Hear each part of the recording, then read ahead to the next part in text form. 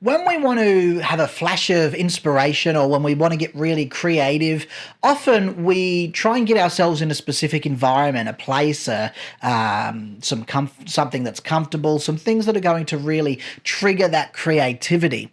And there's a really good reason for this. The connection between our surroundings and our ability to engage in creative problem solving is very, very profound, and it's very deep, and it probably goes a little bit deeper than you even might think. So let's take a little bit of a look first of all at the interplay between the environment and creative thinking, and then let's talk about how we can actually create that perfect environment for unleashing our creative problem solving potential. Now, the first thing that I want to talk about is the neuroscience of environment and creative problem solving as well. And when we start to dive into this, one of the crucial regions that we need to activate is the hippocampus, which is responsible for memory formation and for retrieval. And a stimulating environment, what it does is it activates the hippocampus, and that enhances memory recall. And what that actually allows us to do is to tap into that subconscious and to start to connect those seemingly unrelated concepts. And that's really what creativity is. Finding new ways to do things, and that leads us to these new and these novel ideas and these solutions by allowing those seemingly unrelated concepts to connect. So this is why I push so much on education. The more you learn, the more you're able to solve, because you're able to draw from so many different sources, get multidisciplinary, get knowledgeable, follow your curiosities, but also follow other people's curiosities as well. Try and understand why they're interested in.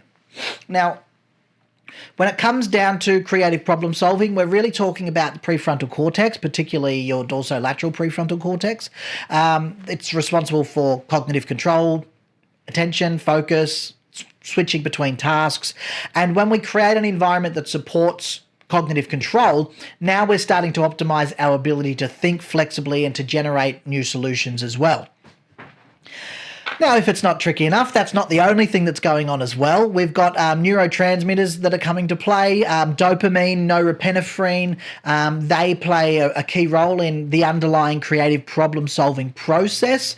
These are associated with attention and motivation and cognitive flexibility. So we want an environment that stimulates these neurotransmitter systems so that we can get into that state of heightened alertness and curiosity and drive. And when you think of creativity, you probably don't think of alertness and drive. You probably think of more things like definitely curiosity, but probably more relaxed and everything. We actually want to cultivate us. We want to be alert. We want to be curious. We want to find solutions. All of that are conducive to creative thinking. So how do we actually go out and create an environment that nurtures and supports creative problem solving? Well, the first thing is you want to design a stimulating physical space. So think about the layout of the space you're in, the colors, the aesthetics of your workspace. Is it visually inspiring? Does it light you up? Try and experiment with different artworks and plants or objects. Green stuff is great. Natural light's great. Or just objects that are a little bit weird and just spark your curiosity. Play around with different colors. Different colors evoke different emotions in us, and they encourage different types of thinking. So just remember that your physical environment influences your mood. It also influences your cognitive processes. So what are you trying to influence? We want to make a space that energizes you. We want to make a space that inspires you as well. So this is different from doing something that requires us to be laser focused, right? We don't need to block off all distractions when we're trying to get creative. We want to create a space that allows our subconscious to wander. That's really what we want to do. And in order to do that, we need psychological safety. We need an environment where we feel safe to express our ideas and to take risks without any fear, without any judgment, without any negative consequences. So this might mean that you need some privacy. If you're a private person and you don't like failing in front of other people, you might need a little bit of privacy to get creative. You might be totally comfortable being out in a public space and do this. I know my first degree at university was actually a creative arts degree. And later on, I went and I studied business, and then I studied neuroscience. When I did business and when I was doing neuroscience, we always used to talk about the creative arts kids that were always out in the courtyards, dressed in their black, just doing weird stuff. They were playing with ropes, and they were doing all of this physically expressive movement type of stuff. And everybody used to comment on how just bizarre and just weird they were doing these things. But I remembered being one of those people, and I can remember when I was doing it, there was so much psychological safety there. I wasn't conscious of people thinking that we were weirdos. I wasn't conscious of the fact that we're out in the middle and people are looking at us wondering what we're doing. We were all happy to fail. We were all happy to do these things and do things that made us probably look like weirdos to other people. Didn't bother us, right? So you can put it all out there in public if you like, or get into a private space. The important thing is not the where. The important thing is not the who is there. The important thing is that you feel safe to take risks and you feel safe to fail in that environment as well. So we want open communication. We want collaboration. We want diverse perspectives as well. We want all of that. So have a think about your own environment. How are you promoting psychological safety amongst yourself, for your colleagues, for your team members as well? The other thing is autonomy and freedom. So autonomy is a really powerful driver of intrinsic motivation and creativity as well.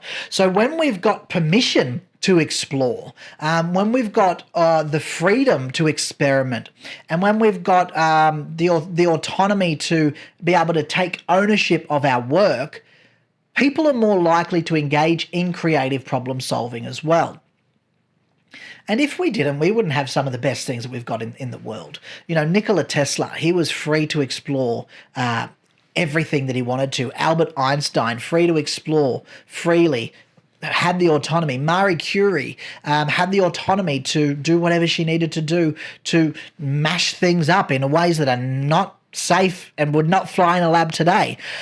But that led to creative problem solving, right? So are there opportunities for you to have more control over your projects and your tasks? Are you providing other people with autonomy in their work as well?